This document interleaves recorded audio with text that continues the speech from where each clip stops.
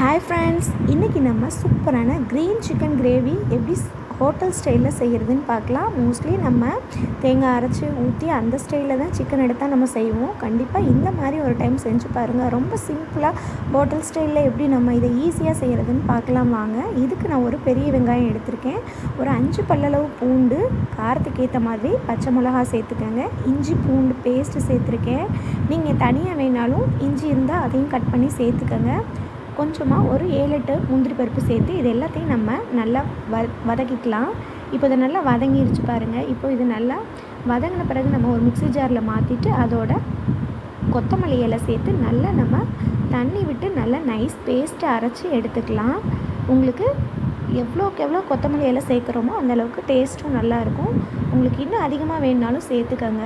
புதினா இலை சேர்க்க வேண்டாம், நமக்கு ஒரு மாதிரி கசப்பு அதிகமான மாதிரி ஆயிரும். கொத்தமல்லி மட்டும் சேர்த்துக்கோங்க. இப்போ அது எல்லாத்தையும் அரைச்சி பேஸ்ட்டாக வச்சாச்சு. அதே பேன்லேயே ஒரு 3 ஸ்பூன் அளவுக்கு எண்ணெய் ஊற்றிக்கலாம். பட்டை, கிராம்பு, ஏலக்காய் இது எல்லாத்தையும் போட்டுட்டு அது நல்லா பொரிஞ்ச பிறகு பார்த்திங்கன்னா நம்ம அரைச்சி எடுத்து வச்சுருக்க பேஸ்ட்ரி அதோடய சேர்த்துட்டு தேவையான அளவு தண்ணி விட்டுட்டு நல்லா அந்த பச்சை வாசம் போகிற வரைக்கும் கொதிக்க விட்டுடலாம். நம்ம இதை செமி கிரேவியாக தான் பண்ண போகிறோம்.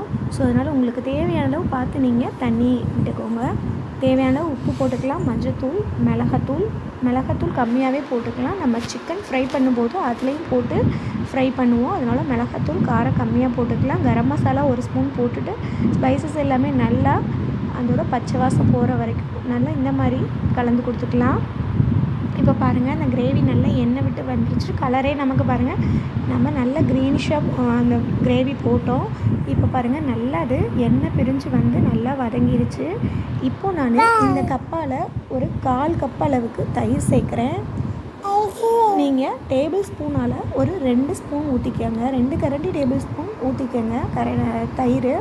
இப்போ அது எல்லாத்தையும் மிக்ஸ் பண்ணிவிட்டு தனியாக எடுத்து வச்சிடலாம். இன்னொரு கடாயில் பார்த்திங்கன்னா ஒரு 4 ஸ்பூன் அளவுக்கு எண்ணெய் ஊற்றிட்டு நம்ம காரத்துக்கு ஏற்ற மாதிரி மிளகாத்தூள் போட்டு நல்லா இந்த மாதிரி மிளகாத்தூள் பொரிஞ்சோன்னு பார்த்திங்கன்னா நம்ம எடுத்து வச்சுருக்க லெக் பீஸை இதோட சேர்த்துடலாம். நீங்கள் லெக் பீஸும் சேர்க்கலாம், இல்லை நம்ம நார்மல் சிக்கனும் சேர்த்துக்கலாங்க. நீங்கள் பீஸாக கட் பண்ணி எடுத்துகிட்டு வர சிக்கனையும் சேர்த்துக்கலாம். நீங்கள் லெக் பீஸாக வாங்கினீங்கன்னா இந்த மாதிரி நம்ம கட் பண்ணிவிட்டு சேர்த்தோன்னா குழந்தைங்க சாப்பிட்றதுக்கு பிரியமாக சாப்பிடுவாங்க. இப்போ நம்ம அதுக்கு தேவையான அளவு உப்பு சேர்த்துக்கலாம். இது பாருங்கள், இப்போ நல்லா அது நம்ம போட்ட ஸ்பைசஸ் எல்லாமே அந்த லெக் பீஸில் நல்லா கோட் ஆயிடுச்சு. இப்போ நம்ம அரைச்சி எடுத்து வச்சுருந்தோம் இல்லையா, அந்த பேஸ்ட் கிரேவியை வந்து இதோட சேர்த்துக்கலாம். செஞ்சு வச்சுருந்த கிரேவியை இதோட சேர்த்துட்டு தேவையான அளவு தண்ணியும் ஊற்றிக்கலாம். ரொம்ப தண்ணி ஊற்றிடாதீங்க, கிரேவியாக இருந்தால் மட்டும்தான் இது நம்ம ரெஸ்டாரண்ட் ஸ்டைலில் சாப்பிட்ற மாதிரி அதே டேஸ்ட்லேயே இருக்கும். நம்ம கொஞ்சமாக இதில் சிக்கன் சேர்த்துக்கலாம். இப்போ சிக்கன் சேர்த்துறேன்னு நினைக்க வேண்டாம். இப்போ பார்த்திங்கன்னா நம்ம தண்ணி விட்டு இதை வேக வைக்கும்போது நம்ம சேர்க்குற சிக்கனும் நமக்கு இந்த கிரேவியோட நல்லா மிக்ஸ் ஆயிரும்.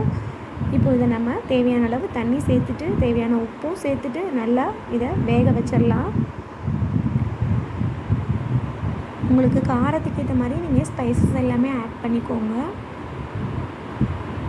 இது நமக்கு பொரிக்கும் போதே பார்த்திங்கன்னா அந்த லெக் பீஸ் நல்லா வெந்து வந்துடும்.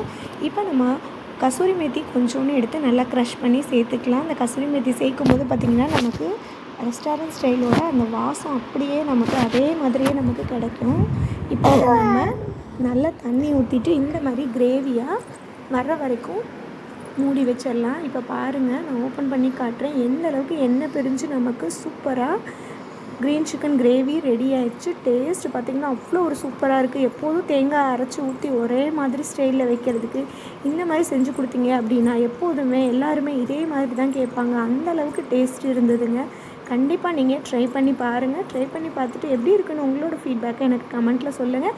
நீங்கள் இப்போ தான் நம்மளோட சேனலை ஃபஸ்ட் டைம் பார்க்குறீங்க அப்படின்னா சேனலை சப்ஸ்கிரைப் பண்ணிவிட்டு ஆல்ன்ற பட்டனை கிளிக் பண்ணி வச்சிட்டிங்க அப்படின்னா நான் போடுற வீடியோஸ் உங்களுக்கு உடனுக்குடன் நோட்டிஃபிகேஷனாக வரும். இப்போ பாருங்கள், பார்க்குறதுக்கே எவ்வளோ சூப்பராக இருக்குதுன்னு நல்லா எண்ணெய் பிரிஞ்சு வந்து அந்த க்ரீன் சிக்கனோட டேஸ்ட்டு நம்ம சூடாக சாதத்தோடு போட்டு பசைஞ்சு சாப்பிடும்போது அவ்வளோ ஒரு டேஸ்ட்டாக இருந்ததுங்க. கண்டிப்பாக ட்ரை பண்ணி பாருங்கள். ஓகே ஃப்ரெண்ட்ஸ், பாய்.